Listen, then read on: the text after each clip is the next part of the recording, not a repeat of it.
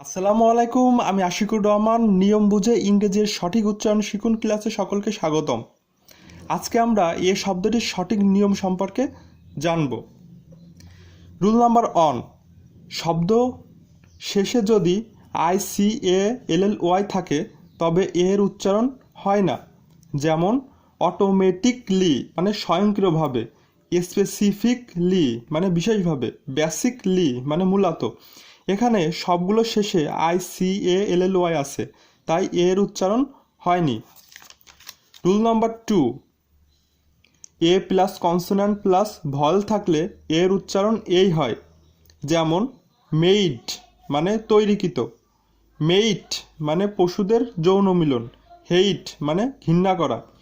এখানে এ plus consonant plus ভয়েল আছে, তাই এর উচ্চারণ এই হয়েছে। এবং আমরা জানি শব্দের শেষে যদি ই থাকে তাহলে ই এর উচ্চারণ হয় না। রুল নাম্বার 3, শব্দের শুরুতে ই থাকলে এর উচ্চারণ এয়া বা এয়া এর মতো হয়। যেমন ইয়ারেট মানে বায়ুবাহিত করা, ইয়ারাডোম মানে ব্যক্তিগত বিমান। এখানে শব্দের শুরুতে এই থাকায় এর উচ্চারণ এয়া বা এয়ার মতো হয়েছে। রুল নাম্বার 4, শব্দের শেষে এজি বা ইজি থাকলে তার উচ্চারণ ইজের মতো হয়। যেমন ইমেজ মানে প্রতিচ্ছবি, এই উচ্চারণটি আমরা সকলেই ভুল করি। কলেজ মানে মহাবিদ্যালয়, এভারেজ মানে গড়। এখানে শব্দের শেষে এজি বা ইজি থাকায় তাদের উচ্চারণ ইজের মতো হয়েছে। তবে এর কিছু ব্যতিক্রম ধর্মী আছে। যেমন এজি এজ মানে বয়স, এজেন্ডা মানে বিষয়বস্তু, অ্যালেজ মানে প্রমাণহীন অভিযোগ।